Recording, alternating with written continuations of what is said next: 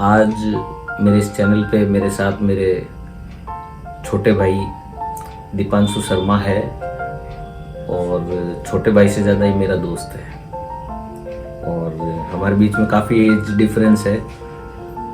इनके फादर से मेरी मुलाकात हुई थी करीब आज से कम मैं समझता हूँ 27-28 बिल्कुल बिल्कुल इतना साल 27-28 साल हो गए होंगे और तब ये बहुत छोटे थे तो मैंने इनका नाम रखा था विवेक, क्योंकि मेरे को दीपांशु के अंदर विवेकानंद जी की छवि दिखती थी। तो अभी अहमदाबाद में ये जॉब कर रहे हैं, गवर्नमेंट जॉब है इनके, बताएंगे आपको अपनी जॉब के बारे में भी और लाइफ में क्या क्या इन्होंने किया है उसके बारे में भी बताएंगे।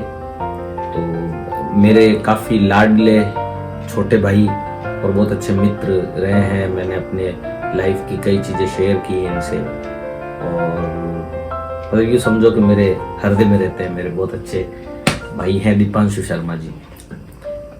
ये आपका बात करते हैं। बिल्कुल, थैंक यू। ये मैं कहूँगा सिर्फ आपका बड़प्पन है कि आप इतना सम्मान दे रहे हैं। बाकी सम्मान के असली हकदार तो आप हैं। तो जैसे हर इंसान के अपने काफ़ी सारे अलग अलग तरह के परिचय होते हैं, तो मेरा एक परिचय जो यहाँ पे रेलेवेंट होगा, प्रासंगिक होगा, वो ये है कि अभी मैं वैसे जैसा इन्होंने बताया कि मैं केंद्रीय सरकार में कार्यरत हूँ अहमदाबाद में, लेकिन मेरा जो पहला जॉब था, जो पहला फॉर्मल या फिर ऑर्गेनाइज सेक्टर का आप जॉब जिसे कह सकते हैं, वो मुझे सचिन भैया की ही बदौलत मिला था। तो वो एक शुरुआत थी। उससे पहले भी मैं जॉब किया करता था। याद है कि मैं तो भूल ही गया। तो उससे पहले भी मैं जॉब किया करता था, लेकिन वो इनफॉर्मल सेक्टर में जॉब थी और फॉर्मल सेक्टर में मेरी पहली जॉब सचिन भैया ने ही लगवाई और मैंने काफ़ी एक ब्रीफ पीरियड के लिए उस कंपनी में काम किया था। लेकिन उस कंपनी ने जिस तरह से सोने को पीट के उससे हम ज्वेलरी बनाते हैं, उसी तरह से उस कंपनी ने मुझे काफ़ी ज़्यादा निखारा है। और वहाँ पे मैं काम करके मुझे लगा कि मुझे काफ़ी ज़्यादा मेहनत करनी चाहिए और वो मैंने काफ़ी ज़्यादा मेहनत की और उसी का नतीजा है कि मैंने कुछ कम्पिटिटिव एग्ज़ाम्स लिखे और उसके अंदर मुझे सफलता भी मिली। आपका दीपांशु बैकग्राउंड जो है वो गवर्नमेंट जॉब है या इंग्लिश मीडियम से है? देखिए, बैकग्राउंड ऐसा है कि हालांकि मेरे पापा जो है वो गवर्नमेंट सर्विस में हैं, लेकिन घर पे ऐसा कोई एटमॉस्फेयर नहीं था कि हमें गवर्नमेंट जॉब ही लेना है या फिर गवर्नमेंट जॉब के लिए प्रिपेयर करना है। और स्पेशली मतलब हालांकि ये सारी चीज़ें स्टडी के बारे में पूछ रहा हूँ। इंग्लिश मीडियम से पढ़े आप या हिंदी मीडियम रहा है? मैं हिंदी मीडियम से ही पढ़ा हूँ शुरू से, क्योंकि मैंने ये नोट किया कि इंग्लिश जो है आपकी, जो आप इंग्लिश में बात करते हैं, कई बार ऐसे वर्ड्स होते हैं जो मैं भी आपके मुंह से सुनता हूँ या आप मैसेज करते हैं तो वो बड़ा ही आश्चर्य होता है कि इतना ज़्यादा, जहाँ तक मुझे याद है शायद मेरे ख्याल से आप हिंदी मीडियम से रहे हैं। बिल्कुल। फिर उसके बावजूद इतना अच्छा कैसे आपने किया? तो जैसा कि ना हर इंसान को कहीं ना कहीं चोट लगनी ज़रूरी है, वो अच्छा करे उसके लिए, तो मुझे भी चोट लगी। मैंने फर्स्ट ईयर के अंदर एडमिशन लिया था सोमानी कॉलेज के अंदर बीबीए फर्स्ट ईयर में, और वहाँ पे इंग्लिश मीडियम और हिंदी मीडियम के बीच में कन्फ्यूजन चल रहा था। तो कुछ लोग बोल रहे थे कि एग्ज़ाम्स आपको हिंदी में लिखने हैं, कुछ बोल रहे थे इंग्लिश में लिखने हैं। तो उस कन्फ्यूजन के बीच में ही वो पूरा साल निकल गया और एक बहुत ही फन फैक्ट आपको पता लगेगा कि मैं बीबीए में फर्स्ट ईयर में फेल हो गया था। तो जैसे डीआईजी जो है वो 12th फेल डीआईजी हैं, वैसे मैं फर्स्ट ईयर फेल एक गवर्नमेंट सर्वेंट आप मुझे कह सकते हैं। हालांकि मैं भी 12th में फेल हो चुका हूँ। इसमें क्या शर्म है? देखो, फेलियर और विनिंग तो लाइफ का पार्ट है, सुख दुख लाइफ का पार्ट है। कई इंसान, अब्राहम लिंकन देख लीजिए आप, जो अमेरिका के राष्ट्रपति रहे हैं, वो कई बार फेलियर हुए और कई बार फेलियर होने के बाद में एक दिन वो राष्ट्रपति बने। तो मैंने कहीं पढ़ा था उनके बारे में। तो ये तो कोई बड़ा इश्यू नहीं है। ऐसा कोई नहीं कि जो लाइफ में एक बार किसी एग्जाम में फेल हो गया तो वो लाइफ में फेल हो गया, ऐसा कुछ भी नहीं है। और वो आपने प्रूफ करके भी दिखाया है। मुझे लगता है कि हम जब मेहनत करते हैं तो हो सकता है हम जिस चीज़ के लिए मेहनत कर रहे हैं कभी कभार उसमें रिजल्ट नहीं मिलते हैं, लेकिन मेहनत कभी भी जाया नहीं जाती और उसके हमें रिजल्ट्स मिलते ही हैं। तो इंग्लिश में मैं फिर से आता हूँ। तो वो एक सेटबैक था मेरे लिए। इंग्लिश में मुझे एग्ज़ाम्स लिखने पड़े थे अल्टीमेटली। तो फिर मुझे लगा कि मुझे इंग्लिश में प्रिपेयर करना चाहिए। और यहाँ पे मैं व्यूअर्स को बताना चाहूँगा कि मेरा इंग्लिश में शुरू से इंटरेस्ट रहा था, लेकिन किसी भी चीज़ में इंटरेस्ट होना एक बात है और उसमें अच्छा करना दूसरी बात है। तो मेरे बात को आगे बढ़ाने से पहले मैं कहूँगा कि कई बार काफ़ी बच्चे ऐसे होते हैं जिन्हें इंटरेस्ट होता है म्यूज़िक में, इंटरेस्ट होता है डांस में, इंटरेस्ट होता है राइटिंग में, लेकिन वो उस इंटरेस्ट को और निखारने के लिए क्या कर रहे हैं वो ज़्यादा इम्पॉर्टेंट है। हम सिर्फ इंटरेस्ट को लेके ही आगे सोचते रहे हैं कि मुझे इसमें बहुत इंटरेस्ट है, मैं यहाँ अच्छा करूँगा, तो उससे शायद इतना अच्छा ना हो पाए। आपको लगता है कि मैं इसमें अच्छा कर सकता हूँ और फिर उसके साथ आप उसमें एफर्ट्स भी करें कि कैसे आपकी स्किल्स को आप और ज़्यादा रिफाइन कर सकते हैं। तो फिर मैंने यहाँ पे जोधपुर में एक सर हैं उन्हें ज्वाइन किया, और मुझे लगता है कि मेरे करियर के अंदर जो भी एक ट्रेजेक्ट्री देख रहे हैं आप, आगे बढ़ी काफ़ी मेरे करियर की नैया, तो उसमें उनका भी काफ़ी ज़्यादा रोल है। तो क्रिस्टी सर, मुझे पता नहीं शायद अब वो यहाँ है या नहीं है, फिर काफ़ी समय से मैं उनके टच में नहीं हूँ, तो मैंने उनके यहाँ ज्वाइन किया। थे क्या? हाँ, वो जब मैं उनसे पढ़ता था तब भी वो शायद अपनी 50s में रहे होंगे, तो उस बात को भी काफ़ी समय हो गया है, मतलब अबाउट मुझे लगता है 15 ईयर्स तो हो ही गए हैं। तो मैंने उनके यहाँ मैंने ज्वाइन किया, और वहाँ पे मैंने बहुत रिलीजियसली फॉलो किया उनको, और इंटरेस्ट मेरा उनकी गाइडेंस के साथ जब लिंक हुआ, या फिर वो दोनों चीज़ें जो है वो एक साथ जुड़ी, तो वो काफ़ी ज़्यादा मुझे बेनिफिशियल रिजल्ट्स मिले। और फिर आगे मैंने जो भी एग्ज़ाम्स दिए उसके अंदर इंग्लिश की वजह से मेरे सिलेक्शंस होते गए, तो मेरी कम्युनिकेशन स्किल्स तो इम्प्रूव हुई सही, साथ ही साथ मैंने कम्पिटिटिव एग्ज़ाम्स दिए, उसके अंदर भी मुझे उसका काफ़ी मतलब काफ़ी मदद मिली उससे मुझे। तो जैसे जो बच्चे हैं हमारे जो ये वीडियो देख रहे होंगे, हाँ जी, तो कोई हिंदी मीडियम का बच्चा है तो वो इंग्लिश की तैयारी किस तरीके से करे, कैसे वो वोकेबुलरी कैसे बिल्डअप करे, कैसे उस मतलब हिंदी में अगर मैं कहूँ तो अपना शब्दकोश कैसे बढ़ाए, कैसे वो तैयारी करे कि वो एक फ्लुएंटली इंग्लिश बोल सके या कहीं अटके। यहाँ पे मैं आपको एक छोटी सी बात बताना चाहूँगा जिसे मुझे लगता है सभी लोग एक चीज और शायद मैं कहना चाहता हूँ, शायद जब हम स्पीकिंग इंग्लिश की जब बात करते हैं, जब जो इंग्लिश बोलने वाली होती है उसमें मेरे ख्याल से ग्रामर का इतना ज्यादा रोल होता नहीं है कि हम कौन सा टेंस यूज करें, कौन सा वर्ब यूज करें, इज यूज करें, वॉज यूज करें, मेरे ख्याल से इतना होता नहीं। बिल्कुल आई टोटली एग्री। जो आप बताना चाह रहे हैं, मैं एक्चुअली इसी चीज़ को हाईलाइट करना चाह रहा था। तो मैं ये कहना चाह रहा था कि हम इंडिया में बॉर्न एंड ब्रेड हैं, लेकिन किसी ने हमें हिंदी नहीं सिखाई, फिर भी हम बहुत अच्छी हिंदी बोल लेते हैं, हमारी अच्छी कमांड भी है। वो हिंदी हम इसलिए अच्छी बोल लेते हैं क्योंकि हमने अपने सराउंडिंग के अंदर ऐसा एटमॉस्फेयर पाया जहाँ पे सब लोग हिंदी बोल रहे थे।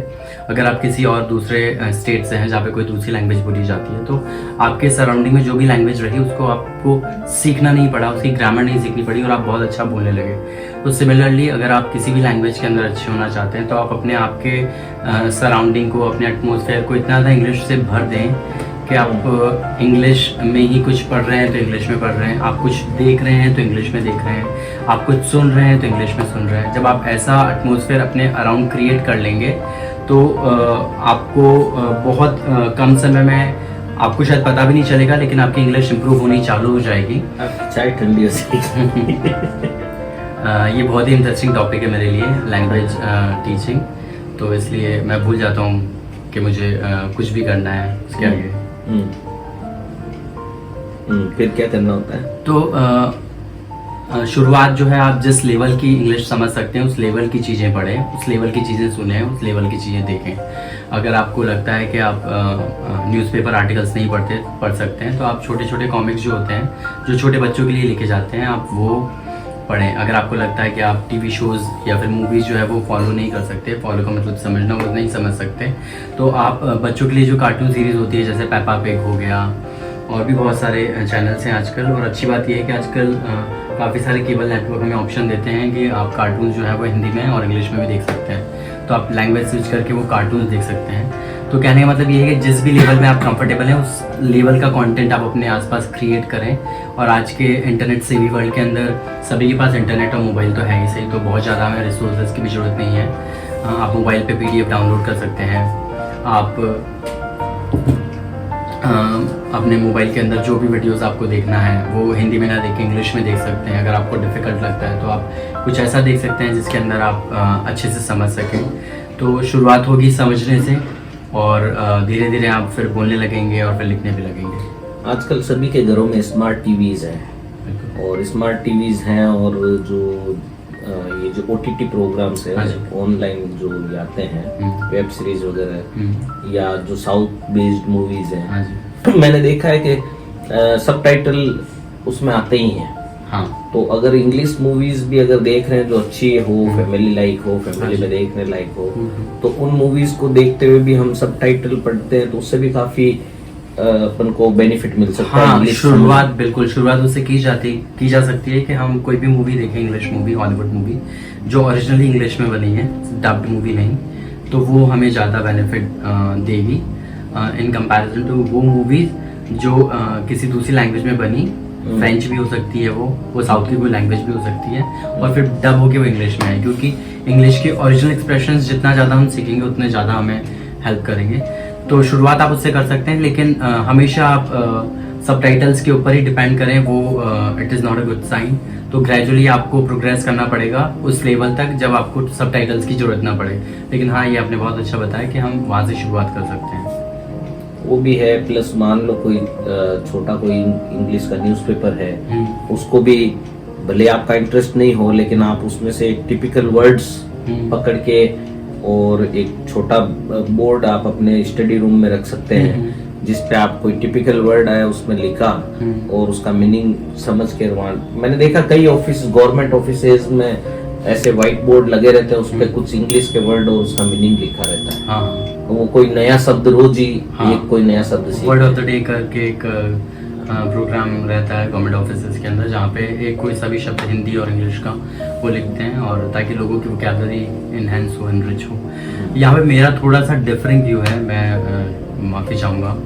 मैं इस चीज़ को सपोर्ट नहीं करता कि आपको सारी की सारी वोकैबुलरी जो है लिख लिख के याद करनी है। जैसा मैंने शुरू में बताया था कि कोई छोटा बच्चा अगर किसी इंग्लिश स्पीकिंग कंट्री में बड़ा होता है तो उसको ना तो कोई वर्ड्स लिखने होते हैं, ना कोई नोटबुक मेंटेन करनी होती है, और ना ही कोई वोकैबुलरी का रिवीजन करना होता है। वो आसपास अपनी चीज़ों को देख के अपने आप ही सीखता चला जाता है और उसकी वोकैबुलरी इन्हेंस होती जाती है और एनरिच होती चली जाती है। तो आपको क्या करना है, अगर आपको इम्प्रूव करनी है इंग्लिश, तो आप डेली एक ही तरह का कॉन्टेंट देखें, बहुत अलग अलग तरह के कंटेंट ना देखें एक ही तरह का। कहने का मतलब, अगर आप एनवायरनमेंट में इंटरेस्टेड हैं तो आप एनवायरनमेंट से रिलेटेड वीडियोस देखें। अगर आपको फैशन इंडस्ट्री आप अपनी और फैसिनेट करती है तो आप वैसे वीडियोस देख सकते हैं। अगर आपको इंटरेस्ट है एनिमल किंगडम के बारे में जानने का तो आप डिस्कवरी जैसे कुछ वीडियोस सब्सक्राइब कर सकते हैं। तो एक ही तरह का कंटेंट जब आप देखेंगे या सुनेंगे तो वो वर्ड जो है वो हर दूसरे तीसरे वीडियोस में रिपीट होते चले जाएंगे।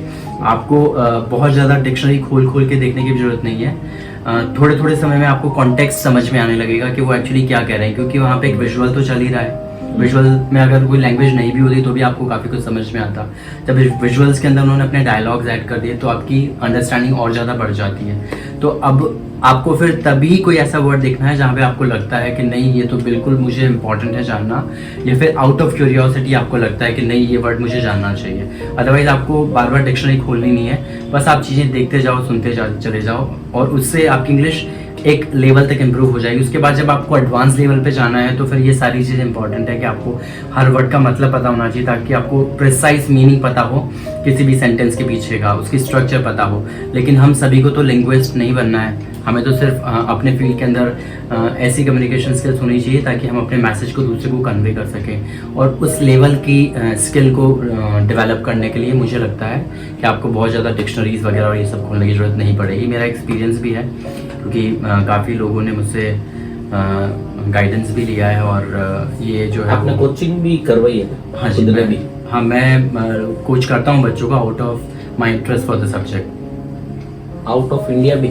हाँ, अगर मेरा कोई स्टूडेंट रहा है जिसको मैंने कभी पहले गाइड किया था और वो अगर अब्रॉड शिफ्ट हो गया है अपने प्रमोट होके, या फिर उसने वहाँ कहीं कंपनी में जॉब ले लिया है, तो मैं ऐसे फॉरेन स्टूडेंट्स भी हैं कुछ मेरे जो उनको मैं अभी भी गाइड करता हूँ। अब मेरे जो व्यूवर्स हैं उनको लग रहा होगा कि इंग्लिश के बारे में ये बात कर रहे हैं और थोड़ा सा हम उनको नमूना भी दिखाएंगे इंग्लिश में बात करके। हालांकि मैं इंग्लिश मीडियम से रहा हूँ, लेकिन फ्लुएंट इंग्लिश तब आती है जब आप रेगुलर प्रैक्टिस में होते हो। अब मैं क्या करता हूँ कि क्योंकि रेगुलर प्रैक्टिस है नहीं और ऐसा एनवायरनमेंट है नहीं कि जब मैं जिनसे रेगुलरली इंग्लिश में बात कर सकूँ या उनके टच में रह सकूँ, तो लिखने में तो मैं ठीक हूँ इंग्लिश, क्योंकि लिखने में सोच सोच के लिखना होता है, लेकिन जब बात करने की बात आती है तो वो प्रैक्टिस नहीं होने की वजह से कई बार अटक जाता हूँ।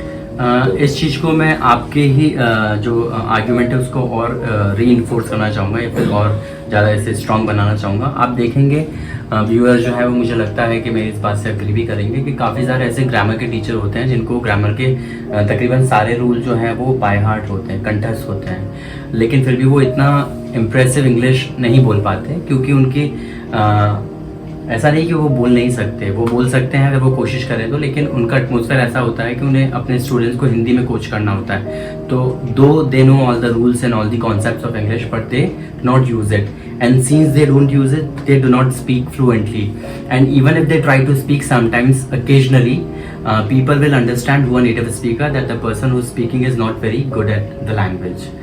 So as you rightly said that if you want to become fluent in English you need to use the language. So as the earlier tip that I gave to you, that you surround yourself with the English environment. Okay, you read something in English, you watch something in English, you listen to something in English, and if you don't find something with whom you can practice your language skills, then what you can do, that I personally used to do, because as I told that I was from Hindi medium background, so I used to talk to myself while I was walking down the road or I was doing something. So whenever I was busy doing something which does not require a lot of attention, a lot of concentration, I would talk to myself. And sometimes not all of the people but my close relatives, they used to think I would not say that they would mock me or something, but yes, they would feel as if I have gone mad, but that was not the case. I knew that what I was doing and it really paid me off, because when in the days when I was trying to polish my English language skills, I really didn't have anyone with whom I could have practiced my language. And these days we have ample resources where we can practice the language. We have language partners, we have many forums where we can find people with whom we can interact in English, but I really didn't have any person, so I would use this opportunity to interact with myself. And the good part of interacting with yourself is that there is no one to judge you, because you are talking to yourself.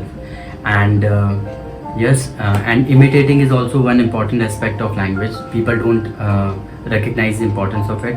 I would switch to Hindi again, क्योंकि हमारे मुझे लगता है ज़्यादा दर्शक मेरे viewers को मैं बता दूं कि अभी जो भी इन्होंने इंग्लिश में बोला है वो आपको थोड़ा सा वापस हिंदी में ब्रीफ भी कर देंगे, बट क्योंकि बात इंग्लिश की चल रही है तो कम से कम जिससे मैं इंग्लिश के लिए बात कर रहा हूँ या जिनसे मैं ये सारा डिस्कशन चल रहा है, तो वो कम से कम एटलीस्ट व्यूवर्स को पता तो चले कि वास्तव में ये कैसी बेहतर तरीके से इंग्लिश ये बोल सकते हैं।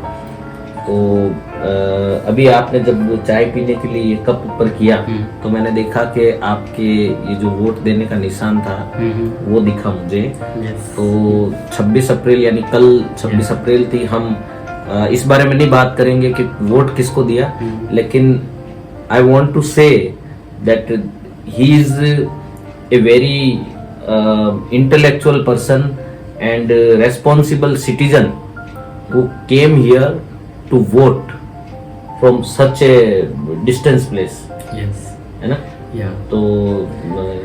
तो जैसा मैं तो सिर्फ अहमदाबाद से आया हूँ, लेकिन काफ़ी ऐसे लोग हैं जो बहुत दूर से आए हैं। जैसा मैंने न्यूज़पेपर में आज पढ़ा था, कुछ लोग लंदन से आए हैं, कुछ ऑस्ट्रेलिया से आए हैं। तो सर्टेनली वो वोट कास्ट करने के लिए नहीं आए होंगे, वो अपनी फैमिली से भी मिलेंगे, और मैं भी अपनी फैमिली से भी मिला था। तो अगर ये वाला माइंड में यही था ना, वोट देना है। हाँ, लेकिन मेरा प्राइमरी पर्पज़ यही था कि मुझे वोट कास्ट करना है, क्योंकि मैं भी थोड़े समय पहले ही फैमिली से मिल के गया भी था। तो ये एक अच्छी अगर आप अच्छी बात है ये। मुझे मैं I would not like to blow my own trumpet, लेकिन हाँ, ये काफ़ी कम लोग हैं जो पढ़े लिखे लोग स्पेशली मैं बोलूँगा, जो अपने वोट के राइट के प्रति इतने अवेयर नहीं हैं, और उन्हें लगता है कि अगर वो वोट कास्ट नहीं भी करेंगे तो भी जो होना है वही होता रहेगा, और वो वोट कास्ट भी कर देंगे तो भी कुछ ज़्यादा चेंजेस आने नहीं वाले हैं। लेकिन आप सब ने वो स्टोरी सुनी होगी कि कहीं किसी शहर में कहा गया कि सभी को 1 लोटा दूध डालना है, और सबने सोचा कि सभी और 1 लोटा दूध डालेंगे और किसी ने भी 1 लोटा दूध नहीं डाला, तो वो सारा का सारा जो है वो दूध के अभिषेक की जगह पानी का अभिषेक हो गया था। तो इसी तरह से अगर हम सभी सोचेंगे तो शायद हो सकता है कि देश में भी पानी का ही अभिषेक हो जाए। तो हमारे वोट के राइट को हम अच्छी तरह से एक्सरसाइज करें, समझें इसकी इम्पोर्टेंस। और एक यहाँ पे मैं गांधी जी की बात जो है उसे हाईलाइट करना चाहूँगा। उनकी एक बात है जो मैं हमेशा अपने आप को रिमाइंड करवाता हूँ, be the change you want to see in the world, जिसका मतलब है कि आप वो परिवर्तन बन जाओ जो आप दुनिया में देखना चाहते हो। अगर आपको लगता है कि सफाई होनी चाहिए तो शुरुआत आप खुद करो, आप खुद अपने आसपास सफाई रखो। जब आप खुद अपने आसपास सफाई रखोगे तो एक दिन आएगा आपकी पूरी दुनिया जो है वो साफ़ हो जाएगी। बिल्कुल। तो अगर क्या मुझे व्यूअर्स के लिए जो मैंने पहले इंग्लिश में बोला था वो कुछ हिंदी में हाँ, वो थोड़ा सा जो अभी आपने पहले फ्लुएंटली काफी कुछ जो इंग्लिश में बोला है उसको थोड़ा सा ब्रीफ आप हिंदी में वापस करें। तो मैं उसकी जो बॉटम लाइन या फिर समरी यही है कि अगर आपको कोई इंग्लिश स्पीकिंग इम्प्रूव करने के लिए स्पीकिंग पार्टनर नहीं मिल रहा है, आपकी फैमिली में ऐसा कोई नहीं है, आपके फ्रेंड सर्कल में ऐसा कोई नहीं है जो इंग्लिश बोलने में इंटरेस्टेड हो, मैं ऐसा नहीं कहूँगा जो इंग्लिश नहीं जानता हो, क्योंकि आज हम इतना प्रोग्रेस कर चुके हैं तो इंग्लिश जाने वाले तो काफ़ी लोग हैं, लेकिन इंटरेस्टेड कितने हैं वो इम्पॉर्टेंट है। तो अगर आपके सराउंडिंग में कोई इंटरेस्टेड नहीं है तो भी आप अपने आप से भी कॉन्वर्सेशन करते हैं। मैं पर्सनली जब अपनी इंग्लिश इम्प्रूवमेंट की जर्नी में शुरुआती दौर में था तो ये मैं फॉलो किया करता था और इसने मुझे बहुत ही ट्रेमेंडस रिजल्ट्स दिए हैं। वैसे मेरे ख्याल से हमको अपने घर से शुरुआत करनी चाहिए। घर में आप अपनी वाइफ से, बच्चों से, माँ बाप से, भाई बहनों से आप इंग्लिश बोलना शुरू करें।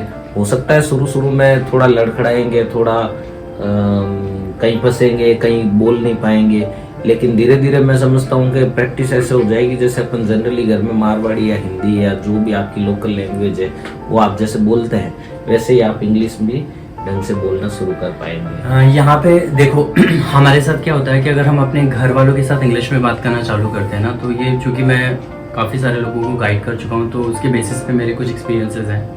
तो हम अगर अपनी फैमिली मेम्बर्स के साथ बात करना शुरू भी करते हैं ना तो वो बहुत ही इंथुजियाज्म के साथ हम शुरू तो करते हैं, लेकिन उसे बहुत आगे ले जाना नहीं हो पाता है प्रैक्टिकल।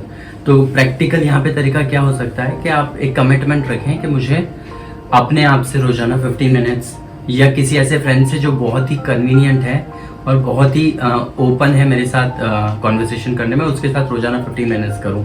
क्योंकि हो सकता है कि आपके घर में आपके सिबलिंग्स हैं या छोटे बड़े जो शुरू में आपको कोऑपरेट करें, लेकिन चूंकि आपकी और उनकी मदर टंग एक रही है, आपके और उनके गोल थोड़े डिफरेंट है, तो जो जर्नी है आपकी लर्निंग की वो इतनी ज़्यादा ना चल सके। क्योंकि मैं खुद भी पर्सनली अगर सोचता था कि मैं अपने सिबलिंग्स के साथ, अपने ब्रदर्स एंड सिस्टर्स के साथ बात करूं या कजिन्स के साथ बात करूं, तो मैं शुरू करता था, लेकिन वो ज़्यादा समय तक नहीं चल पाता था। तो मैंने खुद के साथ बात करनी चालू करी। मैं कस्टमर केयर पे जब भी किसी से कॉल करता था मैं इंटेंशनली लैंग्वेज जो है वो हिंदी की जगह इंग्लिश आजकल चूज करता था। चैट ऐप्स भी आ रही है। हाँ, चैट ऐप्स आ रही है जिनके साथ आप चैट कर सकते हैं। मोस्टली वो इंग्लिश में होती है। बिल्कुल, वो भी एक बेस्ट ऑप्शन है। कई सब्जेक्ट पे आप उनसे चैट कर सकते हैं। आप चैट जीपीटी के बारे में मुझे लगता है सब लोगों ने सुना है। नहीं, मैं इस पे एक ब्रीफ वीडियो बनाने वाला हूँ चैट जीपीटी पे मेरे व्यूअर्स के लिए। गूगल से बहुत बेटर वर्जन है। बिल्कुल, आर्टिफिशियल इंटेलिजेंस मशीन लर्निंग का बहुत ही अच्छा इंटीग्रेशन है चैट जीपीटी, जो आपको पता ही होगा कि एलन मस्क की कंपनी ने लॉन्च किया है और ये अभी तो पब्लिक डोमेन में है, तो फ्री आप काफ़ी सारे इसके फीचर्स यूज़ कर सकते हैं। तो आप सिंपली उसमें देखें कि resources to practise English language, इतना आप लिखेंगे उसके अंदर तो वो आपको एक बहुत लंबी लिस्ट दे देगा। उसमें से आपको जो भी सही लिखता है वहाँ पे जाएं, आप उसे गूगल सर्च करें, उस पर्टिकुलर वेबसाइट पे आप अपनी लैंग्वेज प्रैक्टिस कर सकते हैं। तो अब वो कमी नहीं रही है जो आज से 10 साल पहले या फिर 15 साल पहले थी। तो अभी चीज़ें काफ़ी इम्प्रूव हो चुकी हैं और सीखने वालों के लिए एक डिटर्मिनेशन चाहिए। बाकी रिसोर्सेज जो हैं वो बहुत सारे हैं। मैं समझता हूँ इंग्लिश के ऊपर काफ़ी लंबा लेक्चर हो गया। बेसिकली ये वीडियो इंग्लिश को ध्यान में रखकर नहीं बनाया गया है। ये हमारे पर्सनल रिलेशनशिप को लेके, एक मेरा छोटा भाई है और अहमदाबाद रह रहे हैं और आज काफ़ी दिनों बाद में मुलाकात हुई तो हमने सोचा कि एक यादगार वीडियो शूट किया जाए और उसको पब्लिक डोमेन में डाला जाए, जिसमें पब्लिक जब देखे तो कम से कम उसे कुछ ना कुछ मिले इसमें। तो इसीलिए थोड़ा सा इंग्लिश में फोकस किया गया। वैसे हॉबीज के बारे में क्या आपकी रही है, कैसे क्या? हॉबीज जो है वो जो सभी व्यूअर्स हैं आपके वो जानते ही हैं कि आप एक बहुत अच्छे सिंगर हैं। तो मैं, हालांकि सचिन भैया मुझसे एज में कुछ बड़े हैं, लेकिन फिर भी वो मेरे दोस्त इसलिए बन गए क्योंकि मैं उनकी सिंगिंग का फ़ैन हूँ। तो म्यूज़िक मेरी एक हॉबी है। मैं हालांकि खुद इतना अच्छा सिंगर नहीं हूँ, लेकिन फिर भी मुझे गाना पसंद है। और जैसे हर इंसान के लिए कोई ना कोई स्ट्रेस बस्टर होता है, तो हॉबी हम इसलिए परस्यू करते हैं ताकि वो हमारा स्ट्रेस जो है वो रिलीज़ कर सके, स्ट्रेस को रिड्यूस कर सके। तो जब भी मैं सॉन्ग्स कोई भी गुनगुनाता हूँ तो मुझे काफ़ी ज़्यादा रिलीफ मिलता है। तो म्यूज़िक मेरी एक हॉबी है और राइटिंग जो है वो मेरी एक हॉबी है। हालांकि मैं उसे बहुत एक्टिवली परस्यू नहीं करता। मैंने कुछ सॉन्ग्स लिखे भी हैं। मेरा जो फेवरेट जॉनरा है वो बॉलीवुड है, तो मैं बॉलीवुड जॉनरा पे काफ़ी रोमांटिक सॉन्ग्स वगैरह मैंने लिखे हैं। हालांकि अभी तक कोई पब्लिश नहीं हुआ है। हाँ जी, सुनो एक लाइन। तो ऐसे मैंने काफ़ी लिखे हैं, लेकिन जो मैंने फर्स्ट सॉन्ग लिखा था वो मैं बता देता हूँ। मेरी हालांकि आवाज़ इतनी अच्छी नहीं है, लेकिन फिर भी मैं कहता हूँ। तेरा रूठना हो जाना किस लिए है ये बता, तुझे चाहूँ हद से ज़्यादा, इतनी सी बस खता, तू मिले ना सही। मुझे बात की कुछ लाइन्स में भूल गया हूँ, काफ़ी पुराना है। आई नोट पे, इसके बाद आई नोट पे चला जा रहा है। हाँ हाँ, नहीं, काफी अच्छी आवाज भी ठीक ठाक है। और लाइंस आपने लिखी है? हाँ, ये मैंने लिखी है और कॉम्पोजिशन जो है वो भी मेरा ही है। वेरी गुड, शानदार है। मैंने भी कई गाने लिखे हैं, आपको तो ध्यान नहीं है। बिल्कुल। और मेरे बारे में सब पता ही है आपको, मैं क्या बोलूँ। और तो अच्छा लगा। मुझे पता नहीं कि सभी लोग जो हैं वो सचिन भैया की सारी स्किल्स को जानते हैं कि नहीं जानते हैं, लेकिन इनके चैनल से आपको पता है कि वो बहुत ही अच्छे आर्टिस्ट हैं, एक सिंगर हैं। वो पॉलिटिकली बहुत एक्टिव हैं और अपनी सोसाइटी में काफ़ी लोगों को मदद करते हैं। ये सारी चीज़ भी मुझे लगता है आप लोगों को पता ही होगी, लेकिन शायद आप उनके जो उनके कोर प्रोफेशन है उसके बारे में नहीं जानते। मुझे पता नहीं, शायद आपने बताया नहीं बताया, लेकिन वो एक इंजीनियर है पेशे से। तो मतलब आप किसी भी प्रोफेशन में हो, आप अपनी हॉबी परस्यू कर सकते हैं, और इसका एक बहुत ही अच्छा एग्जांपल सचिन भैया है। स्पिरिचुअलिटी के वीडियोस भी आप उनके देखते ही हैं, और स्पिरिचुअलिटी जो है वो इनकी, ऐसा नहीं है कि इन्होंने एक वीडियो देखा और इनको वो स्पिरिचुअल अवेयरनेस आ गई। मैं जब बहुत छोटा था, स्कूल डेज की मैं बात बताता हूँ, तब से ही इनका I would not say that he was religious, I would again say that he was spiritual। तो स्पिरिचुअलिटी की और उनका रुझान उन्हीं दिनों से हो गया था। हो सकता है कि वीडियोस वगैरह में शायद आप लोगों को इतना पता नहीं चलता हो, लेकिन he is truly spiritual person. Spiritual के अगर हम मायने जानना चाहें तो वो भी एक बहुत बड़ा टॉपिक है, उसके ऊपर हम काफ़ी सारे वीडियोस बना सकते हैं। लेकिन अगर मैं छोटे शब्दों में, कम शब्दों में कहना चाहूँ तो मैं कहूँगा कि हम काफ़ी सारी चीज़ें सीखते हैं लाइफ के अंदर, लेकिन उन सारी चीज़ों को सीखने के अंदर हम जो ह्यूमैनिटी वाली जो बेसिक ट्रेट्स हैं वो भूल जाते हैं। तो अगर हम स्पिरिचुअल हैं तो हम वो सारे के सारे ट्रेट्स जो हैं वो फॉलो कर रहे हैं। हम किसी इंसान को दुख नहीं पहुंचा रहे हैं। हम कोशिश करते हैं कि हमें हमारे अपने किसी वर्ड, किसी भी एक्शन से, किसी भी एक्सप्रेशन से किसी को भी दुख ना पहुंचे, और अगर हम किसी का अच्छा नहीं कर सकते तो कम से कम बुरा तो बिल्कुल भी ना करें। तो ये भी एक तरह की स्पिरिचुअलिटी, हालांकि उनका लेवल, सचिन भैया का लेवल स्पिरिचुअलिटी में बहुत आगे बढ़ चुका है। नहीं, ऐसा कुछ नहीं है। मैं जहाँ हूँ, जहाँ परमात्मा रखना चाहता है मुझे, मैं वहाँ हूँ। कबीरदास जी से एक बार किसी ने पूछा था कि आप उनसे आगे हैं, किसी ने कहा आप उनसे पीछे हैं, तो कबीरदास जी ने कहा कि मैं ना उनसे आगे हूँ ना इनसे पीछे हूँ, मैं वहाँ हूँ जहाँ मुझे होना चाहिए। तो जो परमात्मा चुनता है वो सभी के लिए उसने चुना हुआ है। कबीरदास जी को लेकर जब भी हम कबीरदास जी की बात करते हैं तो हम देखते हैं कि उनके जो फॉलोअर हैं वो दोनों फेथ, जो हमारे कंट्री के अंदर दो बड़े फेथ हैं, उन दोनों फेथ के जो है वो फॉलोअर उन्हें बहुत सेम रिस्पेक्ट के साथ और सेम विगर के साथ उन्हें फॉलो करते थे। और वो ट्रेडिशन और वो लेगेसी है हमारी कंट्री की। तो मैं मतलब हालांकि इसको पॉलिटिकल नहीं बनाना चाहता, लेकिन हमें देखना चाहिए कि हमारा पुराना ट्रेडिशन कितना रिच है, जहाँ पे हम सारी की सारी कम्युनिटी जो है वो एक साथ मिलके रहती थी और एक साथ ही हमने बहुत सारे अचीवमेंट्स अटेन किए हैं। अभी हम बहुत छोटी छोटी चीज़ों को लेके जो है वो हम और दूसरे लोग का जो ये एक सेपरेशन या फिर क्लासिफिकेशन कर देते हैं, हम उससे बचना चाहिए। सभी लोग हमारे हैं, जैसा कि हमारे उपनिषद में लिखा है वसुधैव कुटुंबकम। तो जब हम G20 का समिट करते हैं तो हम बोलते हैं वसुधैव कुटुंबकम, यानी सारी वसुधा ही हमारा परिवार है।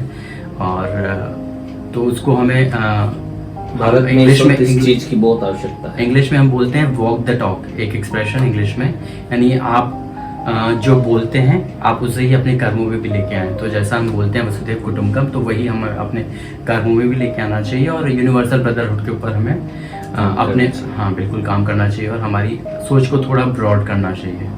और एक छोटा सा एक यहाँ पे मैं बात कहना चाहूँगा, जो मैं अक्सर सभी को कहता हूँ, अगर किसी को लगता है कि हम लोग और दूसरे लोग, तो अगर कभी हेवन्स फॉरबिड, भगवान ना करे, किसी को हॉस्पिटल जाना पड़े और उसे अर्जेंटली ब्लड की ज़रूरत है, तो वो कभी भी नहीं पूछेगा कि ये ब्लड जो है वो कौन सी कम्युनिटी का है, ये ब्लड कौन से रिलीजन का है, ये ब्लड कौन से फेथ का है। बस वो ब्लड लेगा और अपनी जान बचाएगा। तो जब हम अपनी rarest of the rare situations के अंदर भूल जाते हैं कि रिलीजन, फेथ, कास्ट, क्रीड्स क्या होती हैं, तो फिर हम उसे जब अच्छे हो जाते हैं तो फिर से क्यों याद कर लेते हैं। हमें वो याद रखना चाहिए कि जब हमारा पूरा समय होता है तो हमारे लिए वो सारी चीज़ें मायने नहीं रखती हैं, हमें सिर्फ अपनी जान बचानी होती है। तो वो चीज़ भी हमें ध्यान रखनी चाहिए। तो हमको सबको मिल के एक साथ एक दूसरे के साथ रहना चाहिए। तो हम यहाँ अपना टॉपिक एंड करेंगे और फिर कभी आप आएंगे बिल्कुल, तो फिर वीडियो बनाएंगे कुछ अलग टॉपिक्स के ऊपर।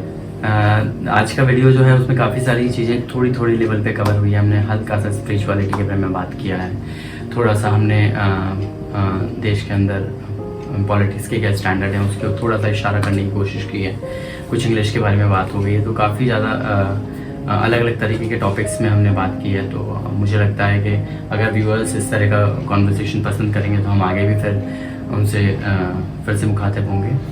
तो जैसे कि होता है ना कि मीठे के साथ शुरुआत की जाती है, तो मैं चाहूँगा मीठे के साथ अंत किया जाए आज हमारे ये प्रोग्राम का, और आपकी आवाज़ में कुछ किशोर का कोई गाना हो जाए। अब तो हम किशोर कुमार की आवाज़ क्या निकाले, आप AI इतना ज़्यादा एडवांस हो गया है। अभी मैंने कुछ दिन पहले एक नया गाना है बॉलीवुड का, उसको AI की वॉइस में, मतलब किशोर कुमार की वॉइस में जो है ना, तू ही मेरी सब है सुबह है, तू ही दिन है मेरा, ये डिट्टो किशोर कुमार की आवाज में AI ने गा दिया। हाँ, तो हमारा तो आर्टिफिशियल इंटेलिजेंस जो है वो जैसे मोबाइल है तो उसके अच्छे यूज भी हैं और उससे हमें क्या बेनिफिट लेने हैं वो हमें डिसाइड करना है। तो उसी तरह से आर्टिफिशियल इंटेलिजेंस है, उसकी कुछ डार्क साइड्स भी हैं, वो भी हम कभी डिस्कस करेंगे। लेकिन खैर अब हम इतनी टेक्निकल डिटेल्स में नहीं जाते। पसंद का आपका फरमाइश में पूरी कर देता हूँ एक लाइन के साथ, और फिर इस वीडियो को अपन कहना है आज तुमसे। ठीक, कहना है आज तुमसे ये पहली बार हो, तुम ही तो लाई हो जीवन में मेरे प्यार प्यार प्यार। बहुत खूब। अच्छा, थैंक यू, धन्यवाद। फिर मिलते हैं अगले वीडियो में, तब तक के लिए शब्बा खैर, शुक्रिया, अपना ख्याल रखिएगा और अपने परिवार का ख्याल रखिएगा। धन्यवाद। जय हिंद। जय हिंद।